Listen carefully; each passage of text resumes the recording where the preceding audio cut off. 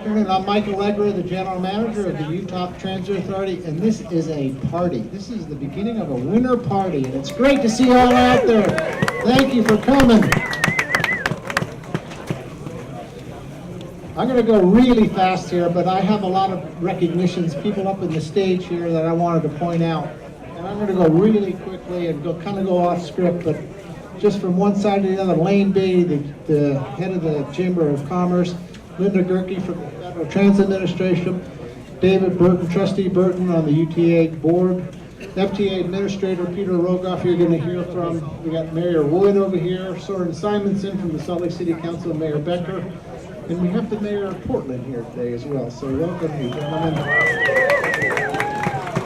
A shout out to all of our board, mayors, council people, some of them are up here on the stage, our contractors, legislators. I understand we have representatives from Senator Lee, Senator Hatch, Congressman Matheson, and other offices out there. I know we have legislators, many members of the business community. I thank you all so much for coming today, and I'm going to go really quick. What's really amazing is 14 years to this day was the opening of the first TRAX line in Salt Lake City. So this is 14 years,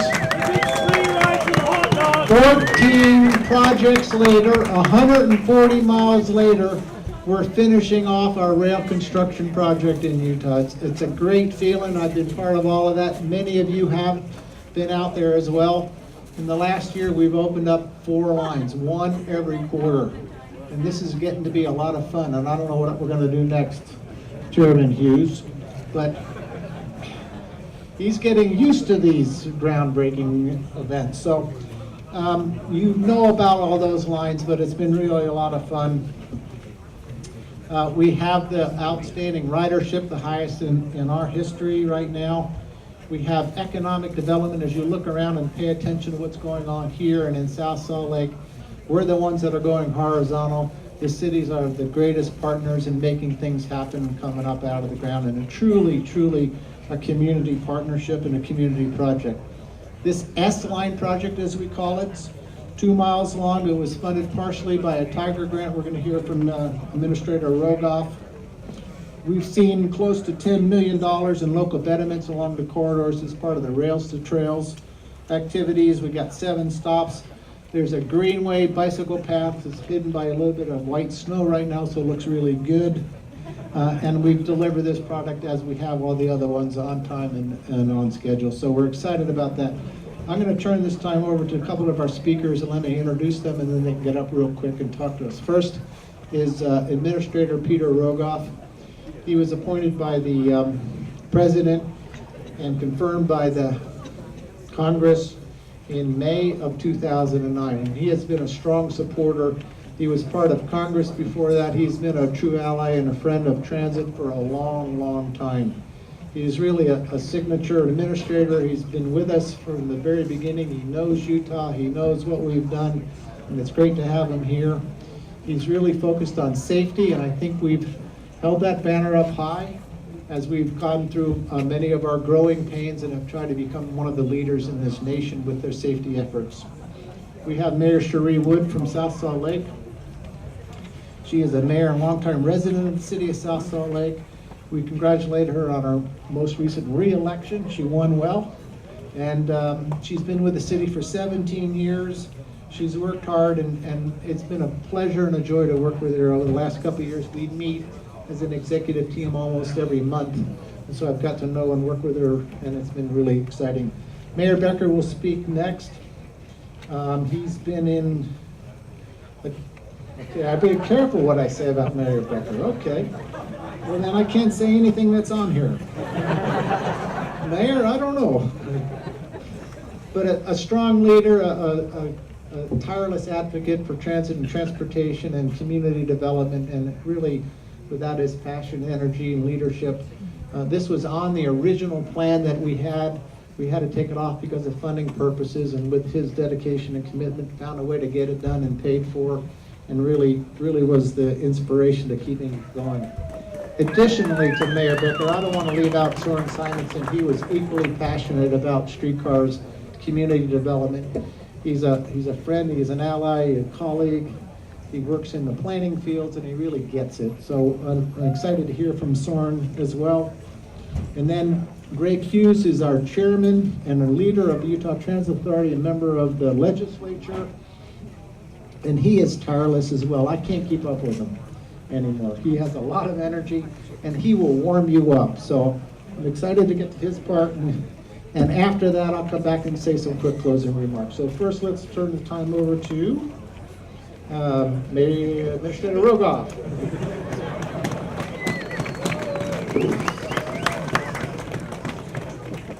Well, thanks very much, Mike. Thanks very much, Mike. My mouth's frozen.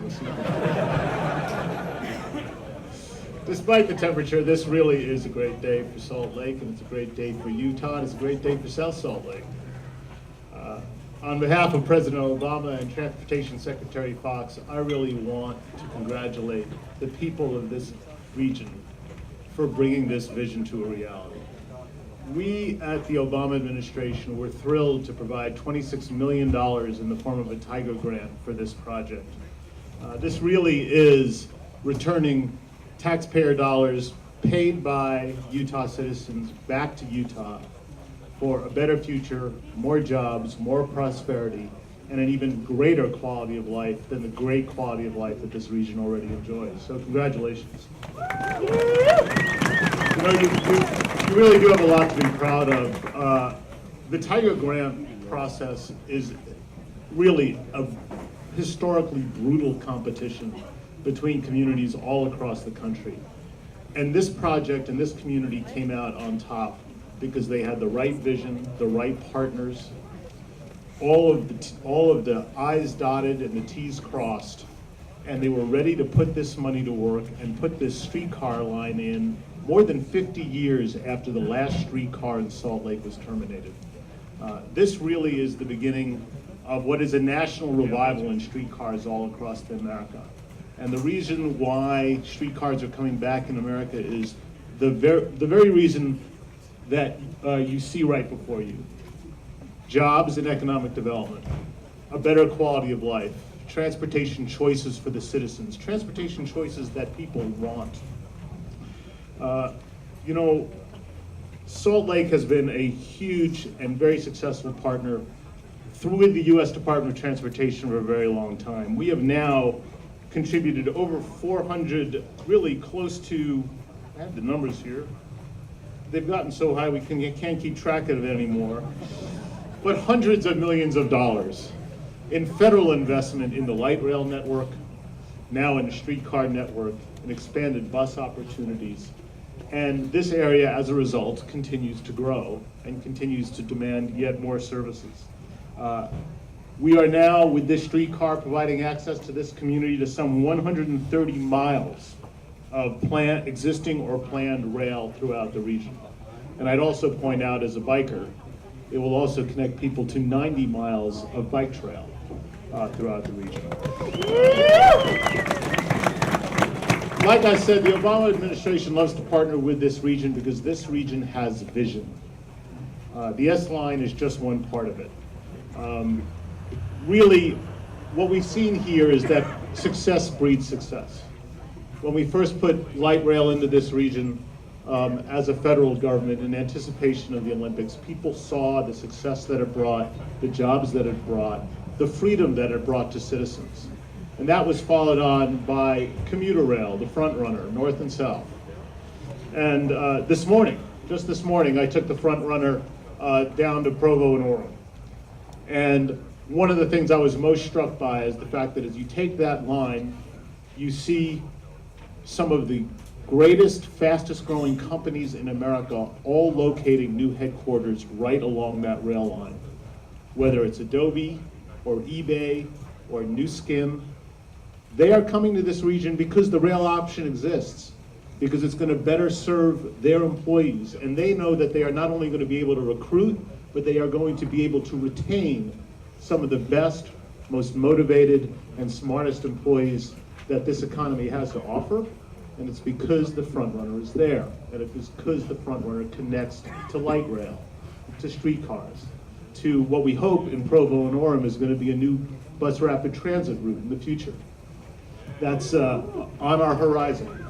And we are very excited, having seen that project this morning, to think that if things go well in the federal funding process in Washington, we're going to be in a position to partner in that as well. Well, like I said, there are some ifs out there. But again, we're partnering with this region because we've been so successful in this region. And we've been so successful that we know when we build a project in this region, people are going to use it. It's going to generate new jobs. It's going to generate new productivity. You know, transportation has historically been a bipartisan issue.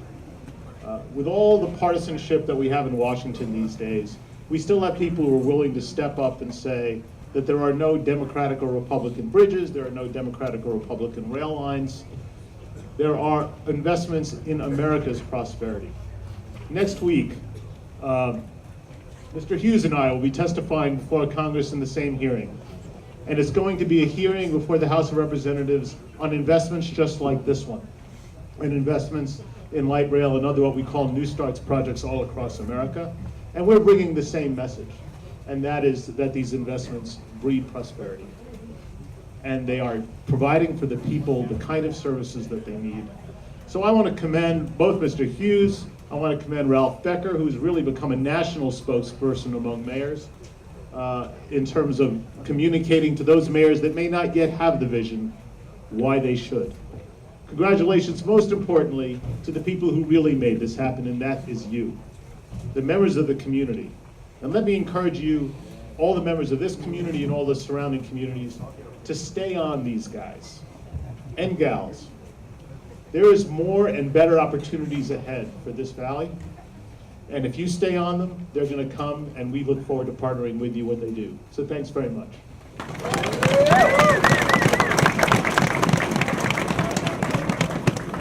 I don't think that you can see this, but the stage up here is shaking because we're all shivering. So I'm going to be quick. I thought, what's going on? Are we having an earthquake? But no, we're just shaking the stage up here. So often at grand openings or ribbon cuttings, someone stands up and talks about how hard we've worked to get to this point. I know I feel that way. I know a lot of these people on the stage, a lot of you that have been hands-on on this project feel that way. But what I think is most impressive today is just how fast we are reshaping this neighborhood. 4 years ago when I took office, the streetcar was not even on our city's 5-year plan, nor was it funded. Now, just 3 years after being awarded the Tiger II grant, we're opening the S-Line streetcar and opening a gateway to a whole new neighborhood. Looking around this group today, I see an amazing collection of talent. Together we have built a streetcar. Together we envisioned a new future for the S-Line corridor and neighborhood. We are redeveloping long-forgotten properties. We are building the infrastructure of our urban cores, not only tracks, roads, intersections, but also green infrastructure, park, greenways, trails, bike lanes, and urban gardens. We have master plans and draft zoning that ensure vibrant urban cores. I'm amazed at how focused this group was on the impossible short-term challenge to build a new train line in literally record time while keeping eye on the long-term prize, which was redevelopment of this community. I learned a new word from the National League of Cities and Towns, QUIMBY. QUIMBY is the flip side of NIMBY, which stands for not in my backyard. QUIMBY stands for quality urbanism in my backyard. The S-Line is the ultimate QUIMBY. I learned thank you to our business owners and community champions. You put your good name and reputation on the line and out in front of this project. Thank you on behalf of our residents, who are the highest transit users in Utah. Thank you on behalf of our property owners, who will realize the economic benefit of this tremendous investment.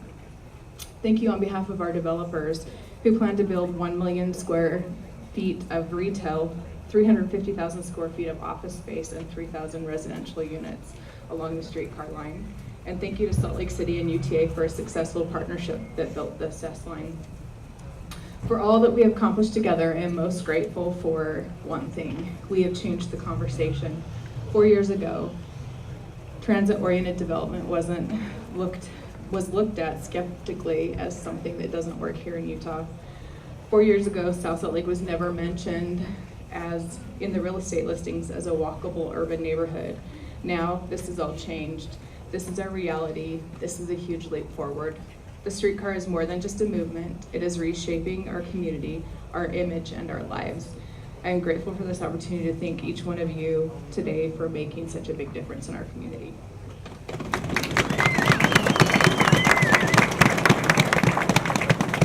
So I can tell it isn't getting any warmer. There, that's better. But you guys are still cold. We'll go fast. Thank you. You know, in 2007, Councilmember Simonsen and I stood up here and just across the street here and said, we're going to bring streetcar and the Sugar House line to Salt Lake City. We said we're going to do this in, I think we said 5 years. Well, we failed. It's taken us 7 or 6. But you know what?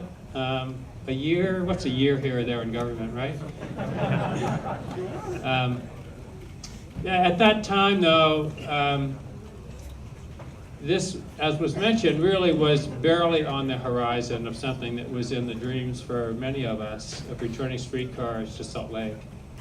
And you know, through the incredible goodwill and good work, privately, publicly, among all of our governmental friends and private friends and federal partners, we've been able to bring streetcars back to Salt Lake, back to our region, and now we can look forward to years ahead of increasing people's mobility and options, of having the kind of walkable neighborhoods and communities that we know is what people want, of seeing how streetcars that we've already seen with over $400 million of investment and development on the Salt Lake side, and I know comparable development occurring on the South Salt Lake side of this line, that just completely rejuvenates, revitalizes, and charges forward our communities in ways that we really don't even fully envision when we start dreaming and thinking about what can happen. It's a thrill to have with us today our friends from Portland who led the way with streetcars. It was 15 plus years ago, wasn't it, Charlie? 20 years ago, to bring streetcars back. And I remember wondering, it's like, why streetcars at that time? But Charlie Hales, who's on the, at that time, or close to that time, was on the Salt Lake City Commission, and then worked with us through HDR and Fair and Piers and others who are here on getting this streetcar designed and developed. Really kept the whole concept moving forward. And we owe an incredible debt of gratitude to Charlie, who is now, of course, the mayor of Portland, for the work that he's done and Portland has done to help show us what can be done and how it can be done successfully.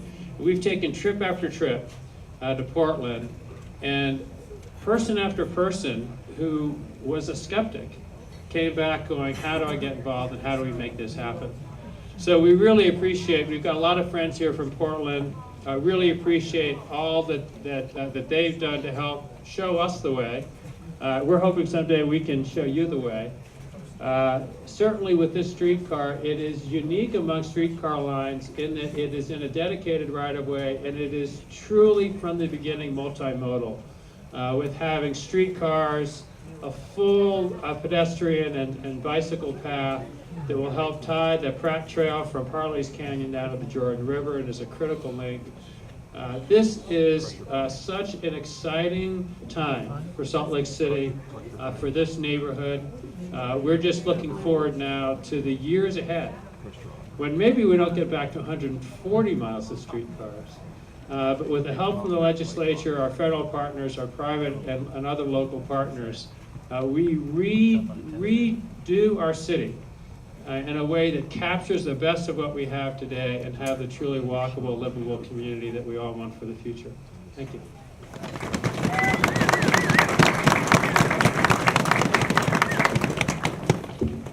I was so excited to see the folks here from Portland today. It was a little bit of a surprise, and thank you all for joining us. I know we have many other out-of-town visitors as well. and we're glad you could join us.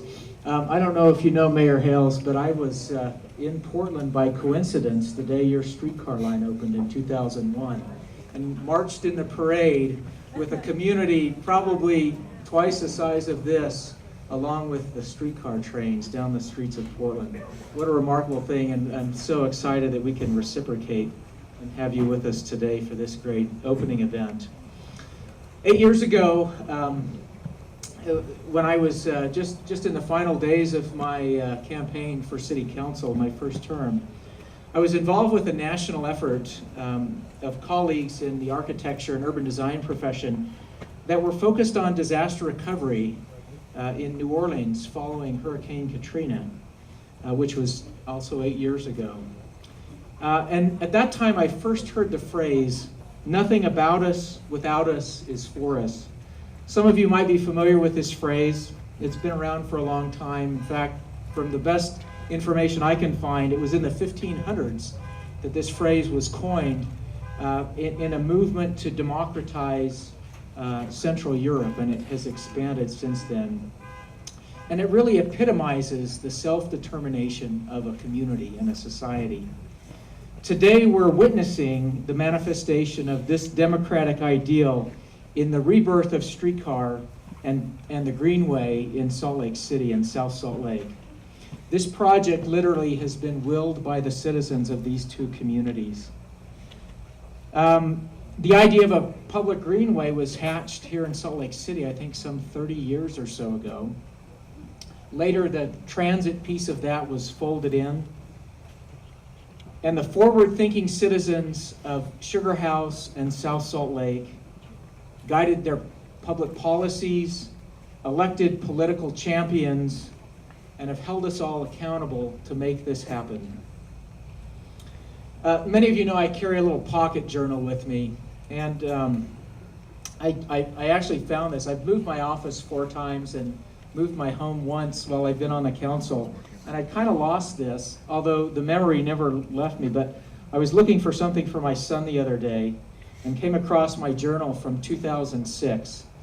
And this is the recording I jotted down in a meeting with several community leaders in Sugar House and South Salt Lake. I think we met in Mayor Bob Gray's office. These are the criteria that this community wants to see for a transit corridor in the abandoned railroad corridor between South Salt Lake and Salt Lake City. We want a transit-to-transit connection that will connect the new tracks line with a 1300 East bus corridor.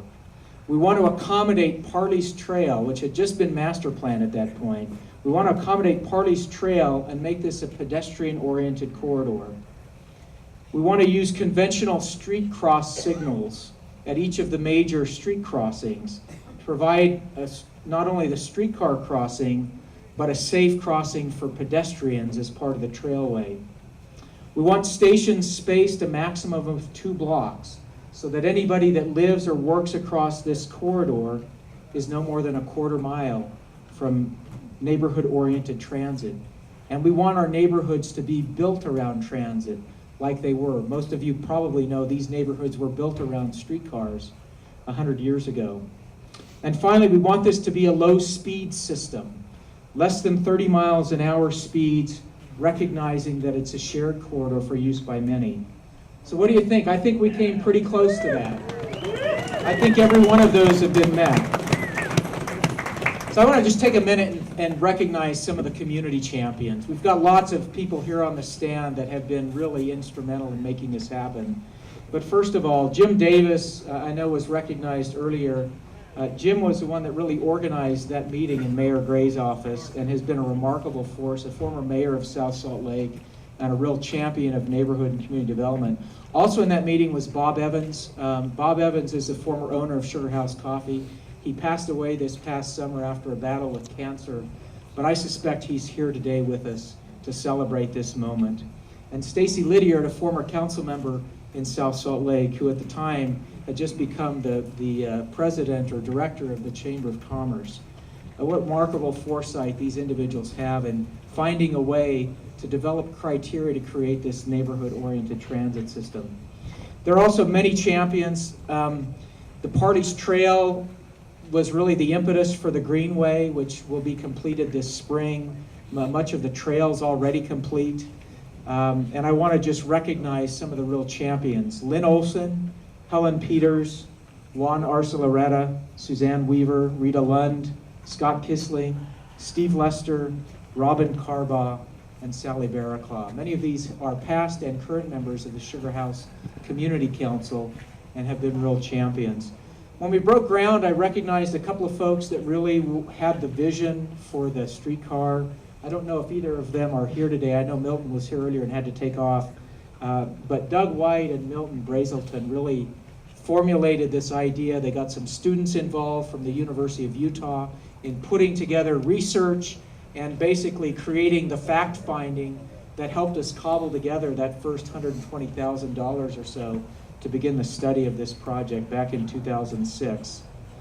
I also want to recognize the many members, both of the Sugar House Community Council and the Sugar House Merchants Association, and particularly Maggie Shaw, who's the current chair of the Community Council. She went on that very first trip that we made with our elected officials, which Charlie hosted out to Portland, which really planted the seed, especially in our development community.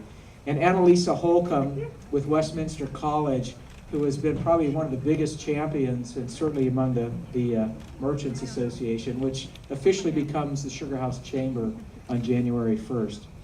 I want to give my great appreciation to the past and current city council members in both Salt Lake City and South Salt Lake who have been true friends of this project, and also the past and current mayors of both cities who have dedicated their own time and much of their city resources to bring this about.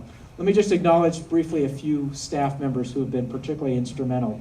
DJ Baxter, Ed Butterfield, and Ben Davis of our RDA in Salt Lake City. Thank you so much for your instrumental work in guiding the project. Robin Hutchison and Julianne Cibula, they both came from different backgrounds but have been involved with this project from the very start. In South Salt Lake, and I should say, Salt Lake City has a lot of staff resources and financial resources. South Salt Lake met us every step of the way, and they're a community of only, 25,000 or so, and they matched us dollar for dollar and staff for staff every step along the way, so they are huge champions in this. I want to recognize Dennis Pay, Sharon Hari, Michael Florence, and Frank Lilly, who are really the backbone of the South Salt Lake City staff. And also past CED directors Bruce Talbot and Larry Gardner, who really championed this vision early on. Finally, I want to thank Walt Gilmore with Salt Lake County, who's really been instrumental in coordinating the Greenway and Parley's Trail along with this project. At UTA, of course, we're ever grateful to our general manager, Mike Allegra, Jim Webb, and former project managers, G.J. Labonte and Carrie Doan, who really moved everything along, all along the way. Thank you for being here today and for supporting this in so many ways. I want to thank our federal partners, particularly Congressman Jim Matheson. I know all of our delegates have been great champions of our transportation infrastructure in Utah, but Congressman Jim Matheson particularly has been with this project from the very first day, has been instrumental with so many appropriations, not only for the rail corridor, but for Parley's Trail and the Greenway and everything else. Thank you so much. I want to thank the Federal Transit Administration and the Department of Transportation for your great vision and continual support of building out not just alternative transportation, but essential transportation in Utah. I want to also recognize the development community. I won't mention them all by name, but they caught the vision of 21st century urban neighborhoods, and you're now seeing that beginning to come to fruition here in Sugar House. We have such great assets and amenities such as this park and Sugar House Park, and connecting assets with transit and trails and everything else to create incredible 21st century neighborhoods is really remarkable. I want to thank our development community, property owners and developers, for catching that vision. Projects recently completed and now underway are part of the transition that embraces the transportation investment generating economic recovery. That's what TIGER stands for. This grant program that has been so significant to the realization of this vision of our streetcar. Thank you all for being a part of this. Every one of you is a champion, and I hope we'll all continue to champion as we see the vision that this streetcar will make possible. Thanks for being here today.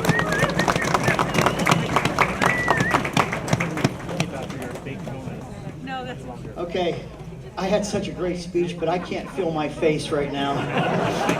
And my feet, I don't have any feet either. I'm just grateful that something got me to stand up. So I'm gonna go way faster than I had planned. I wanna thank everyone for being here.